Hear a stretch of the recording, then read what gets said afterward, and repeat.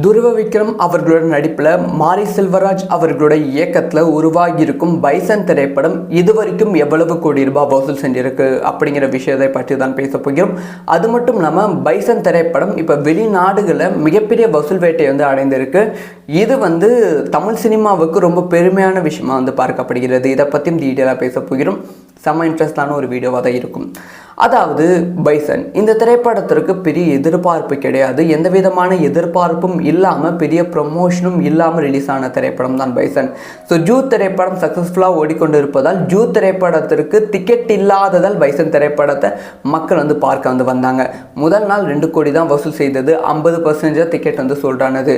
ஆனால் முதல் நாள் வந்த ரசிகர்கள் இந்த திரைப்படத்திற்கு கம்ப்ளீட்டான பாசிட்டிவான விமர்சனம், ஒருத்தர் கூட நெகட்டிவான விமர்சனம் கிடையாது. ஸோ மாரி செல்வராஜ் அவர்களோட கெரியரில் இதுதான் பெஸ்ட் ஃபிலிம் அப்படின்னு சொல்கிற அளவுக்கு நிறைய பாசிட்டிவான விமர்சனம் பைசன் திரைப்படத்துக்கு கிடைத்தது. இதனாலே அதுக்கு அடுத்தடுத்த நாட்கள் பைசன் திரைப்படத்திற்கு கூட்டம் அதிகமாகவே இருந்தது. ஸோ அடுத்த நாள் 8 கோடி, அதுக்கு அடுத்த நாள் 9 கோடி, 12 கோடி அந்த மாதிரி வசூல் போனது. ஸோ லீவ் விடுமுறை நாட்களுக்கு மட்டும் இல்லாமல் ஒர்க்கிங் டேஸ்லேயும் இந்த திரைப்படத்தோட வசூல் அதிகமானது. ஸோ இன்னொரு ஆச்சரியமான விஷயம் என்ன அப்படின்னு பார்த்தீங்கன்னா, படம் ரிலீஸ் ஆச்சு. ஸோ முதல் நாளில் இருந்து படத்திற்கு பாசிட்டிவான விமர்சனம் கிடைக்குது. மக்களோட கூட்டம் அதிகமாக வருகிறது. இதனால் திரையரங்குகள் எண்ணிக்கையும் அதிகரித்திருக்காங்க. ஸ்க்ரீன் கவுண்ட்டும் அதிகரித்திருக்காங்க. இதெல்லாம் ஓகே. ஆனால் ரிலீஸ் ஆகி 10 நாட்களுக்கு அப்புறமா அயர்லாந்து, கனடாவில் இந்த திரைப்படத்தை ரிலீஸ் பண்ணியிருக்காங்க. அதுவும் ஸ்க்ரீன் கவுண்ட்டை அதிகமாக பண்ணி ரிலீஸ் பண்ணியிருக்காங்க. 10 நாட்களுக்கு அப்புறமா அயர்லாந்து, கனடாவில் இந்த திரைப்படத்தோட திரையரங்குகள் எண்ணிக்கை ரிலீஸ் பண்ணுறாங்க. பொதுவாக ஒரு படம் ரிலீஸ் ஆகுதுன்னா ரிலீஸ் ஆகிறதுக்கு முன்னாடி நாள் தான் இந்த ஃபாரின் கண்ட்ரீஸில் திரையரங்கு எந்தெந்த தேட்டரில் இந்த திரைப்படம் ரிலீஸ் ஆகுது அப்படிங்கிற ஒரு போஸ்டர் ரிலீஸ் பண்ணுவாங்க. ஏன்னா ஃபாரின் கண்ட்ரீஸில் தமிழ் மக்கள் ரொம்ப ரேரு தான். ஸோ அவங்க தேடி இந்த படத்தை பார்ப்பாங்க. அந்த திரையரங்குகளை மட்டும்தான் இருக்கும். அதனால் அப்போ ரிலீஸ் பண்ணுவாங்க. ஆனால் பைசன் திரைப்படத்துக்கு அந்த மாதிரி எதுவுமே பண்ணாமல் சும்மா தான் ரிலீஸ் பண்ணாங்க. பைசன் திரைப்படத்துக்கு கிடைக்கிற வரவேற்பு, முக்கியமாக ஓவர்சீஸில் இந்த திரைப்படத்துக்கு கிடைக்கிற வரவேற்புனால் ஓவர்சீஸ் டிஸ்ட்ரிபியூட்டர்ஸ் படம் ரிலீஸ் ஆகி 10 நாட்களுக்கு அப்புறமா இந்த ஒரு விஷயத்தை செஞ்சாங்க. இது பைசன் திரைப்படத்துக்கு பெருமையான விஷயமா ஆகிவிட்டது. இது வரைக்குமே பைசன் திரைப்படம் எவ்வளவு கோடி ரூபாய் வசூல் செஞ்சிருக்கு அப்படின்னு பார்த்தீங்கன்னா 70 73 கோடி ரூபாய் வரைக்குமே வசூல் செஞ்சிருப்பதற்கான வாய்ப்புகள் இருக்குது அப்படின்னு சொல்கிறாங்க. இந்த படத்தோட பட்ஜெட் என்ன அப்படின்னு பார்த்தீங்கன்னா வெறும் 30 கோடி ரூபாய். ஸோ 30 கோடி ரூபாயில் தயாரிக்கப்பட்ட ஒரு திரைப்படம் 70 கோடி ரூபாய் கலெக்ஷன் பண்ணியிருப்பது ரொம்ப சூப்பரான விஷயம். ஒரு 50 கோடி ரூபாய் படக்குழுவுக்கு பெரும் லாபமாக பார்க்கப்படுகிறது. அதையும் தாண்டி இன்னொரு விஷயத்தை பற்றி நான் பேசி ஆக வேண்டும். அதாவது ஓவர்சீஸ் கலெக்ஷன்.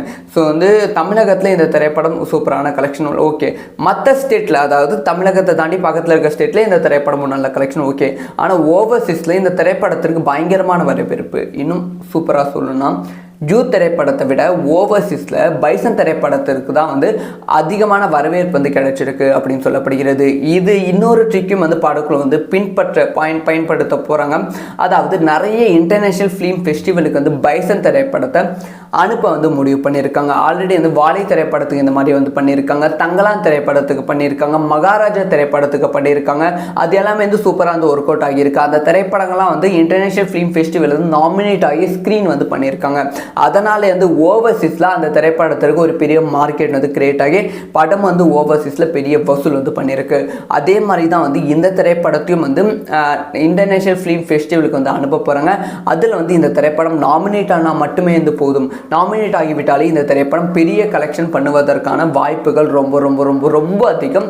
ஸோ படக்குழு என்ன பண்ண போகிறாங்க அப்படிங்கிற விஷயத்தை வெயிட் பண்ணி தான் பார்க்குறோம். ஸோ இதை பற்றி உங்களோட ஒப்பீனியன் என்ன? நீங்கள் பைசன் திரைப்படத்தை பார்த்துட்டிங்களா? உங்களுக்கு படம் எப்படி இருக்குது அப்படிங்கிற விஷயத்தை கமெண்ட்டில் லீவ் பண்ணுங்கள். இந்த மாதிரி எல்லா விஷயம் தெரிஞ்சுக்கணும். சப்ஸ்கிரைப் பண்ணி சப்போர்ட் பண்ணுங்கள். வீடியோ பிடிச்சிருந்தா லைக் பண்ணுங்கள்.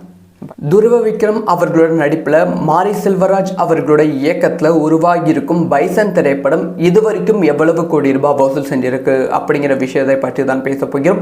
அது மட்டும் இல்லாமல் பைசன் திரைப்படம் இப்போ வெளிநாடுகளில் மிகப்பெரிய வசூல் வேட்டை அடைந்திருக்கு. இது தமிழ் சினிமாவுக்கு ரொம்ப பெருமையான விஷயமா பார்க்கப்படுகிறது. இதை பற்றியும் டீட்டெயிலாக பேச போகிறோம். செம்ம இன்ட்ரெஸ்டான ஒரு வீடியோவாக தான் இருக்கும். அதாவது பைசன் இந்த திரைப்படத்திற்கு பெரிய எதிர்பார்ப்பு கிடையாது, எந்த விதமான எதிர்பார்ப்பும் இல்லாமல் பெரிய ப்ரமோஷனும் இல்லாமல் ரிலீஸ் ஆன திரைப்படம் தான் பைசன். ஸோ ஜூட் திரைப்படம் சக்ஸஸ்ஃபுல்லாக ஓடிக்கொண்டு இருப்பதால் ஜூட் திரைப்படத்திற்கு டிக்கெட் இல்லாததால் பைசன் திரைப்படத்தை மக்கள் வந்து பார்க்க வந்தாங்க. முதல் நாள் 2 கோடி தான் வசூல் செய்தது, 50% டிக்கெட் வந்து சோல்டானது. ஆனால் முதல் நாள் வந்த ரசிகர்கள் இந்த திரைப்படத்திற்கு கம்ப்ளீட்டான பாசிட்டிவான விமர்சனம், ஒருத்தர் கூட நெகட்டிவான விமர்சனம் கிடையாது. ஸோ வந்து மாரி செல்வராஜ் அவர்களோட கெரியரில் இதுதான் வந்து பெஸ்ட் ஃபிலிம் அப்படின்னு சொல்கிற அளவுக்கு நிறைய பாசிட்டிவான விமர்சனம் வந்து பைசன் திரைப்படத்துக்கு வந்து கிடைத்தது.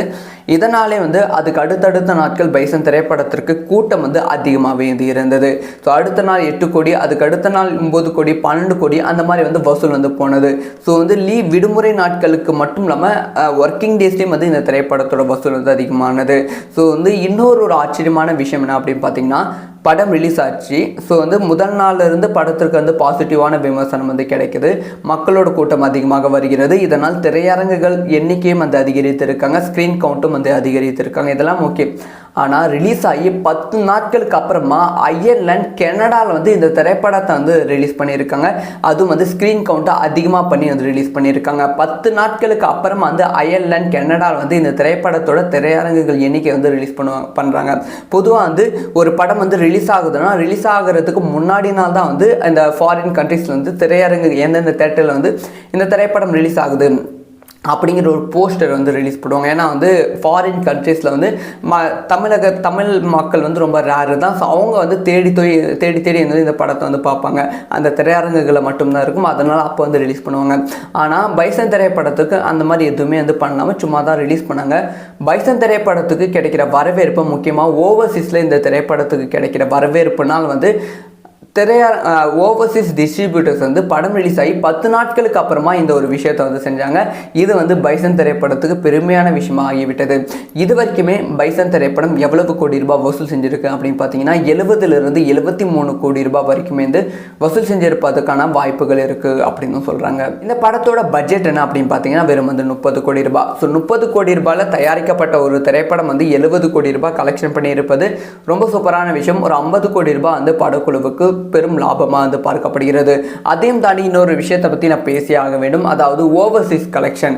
ஸோ வந்து தமிழகத்தில் இந்த திரைப்படம் சூப்பரான கலெக்ஷன் ஓகே, மற்ற ஸ்டேட்டில் அதாவது தமிழகத்தை தாண்டி பக்கத்தில் இருக்க ஸ்டேட்டில் இந்த திரைப்படம் நல்ல கலெக்ஷன் ஓகே. ஆனால் ஓவர்சீஸில் இந்த திரைப்படத்திற்கு பயங்கரமான வரவேற்பு. இன்னும் சூப்பராக சொல்லணும்னா ஜூட் திரைப்படத்தை விட ஓவர்சீஸில் பைசன் திரைப்படத்திற்கு தான் வந்து அதிகமான வரவேற்பு வந்து கிடைச்சிருக்கு அப்படின்னு சொல்லப்படுகிறது. இது இன்னொரு ட்ரிக்கும் வந்து படக்குழு வந்து பயன்படுத்த போகிறாங்க. அதாவது நிறைய இன்டர்நேஷ்னல் ஃபிலிம் ஃபெஸ்டிவலுக்கு வந்து பைசன் திரைப்படத்தை அனுப்ப வந்து முடிவு பண்ணியிருக்காங்க. ஆல்ரெடி வந்து வாழை திரைப்படத்துக்கு இந்த மாதிரி வந்து பண்ணியிருக்காங்க, தங்கலான் திரைப்படத்துக்கு பண்ணியிருக்காங்க, மகாராஜா திரைப்படத்துக்கு பண்ணியிருக்காங்க. அது எல்லாமே வந்து சூப்பராக வந்து ஒர்க் அவுட் ஆகியிருக்கு. அந்த திரைப்படங்கள்லாம் வந்து இன்டர்நேஷ்னல் ஃபிலிம் ஃபெஸ்டிவல் வந்து நாமினேட் ஆகி ஸ்க்ரீன் வந்து பண்ணியிருக்காங்க. அதனால வந்து ஓவர்சீஸில் அந்த திரைப்படத்திற்கு ஒரு பெரிய மார்க்கெட் வந்து கிரியேட் ஆகி படம் வந்து ஓவர்சீஸில் பெரிய வசூல் வந்து பண்ணியிருக்கு. அதே மாதிரி தான் வந்து இந்த திரைப்படத்தையும் வந்து இன்டர்நேஷ்னல் ஃபிலிம் ஃபெஸ்டிவலுக்கு வந்து அனுப்ப போகிறாங்க. அதில் வந்து இந்த திரைப்படம் நாமினேட் ஆனால் மட்டுமே வந்து போதும், நாமினேட் ஆகிவிட்டாலே இந்த திரைப்படம் பெரிய கலெக்ஷன் பண்ணுவதற்கான வாய்ப்புகள் ரொம்ப ரொம்ப ரொம்ப ரொம்ப அதிகம். ஸோ வந்து படக்குழு என்ன பண்ண போகிறாங்க அப்படிங்கிற விஷயத்தை வெயிட் பண்ணி தான் பார்க்குறோம். ஸோ இதை பற்றி உங்களோட ஒப்பீனியன் என்ன? நீங்கள் வந்து பைசன் திரைப்படத்தை வந்து பார்த்துட்டிங்களா? உங்களுக்கு வந்து படம் வந்து எப்படி இருக்குது அப்படிங்கிற விஷயத்த கமெண்ட்டில் லீவ் பண்ணுங்கள். இந்த மாதிரி எல்லா விஷயம் தெரிஞ்சுக்கணும், சப்ஸ்கிரைப் பண்ணி சப்போர்ட் பண்ணுங்கள். வீடியோ பிடிச்சிருந்தா லைக் பண்ணுங்கள்.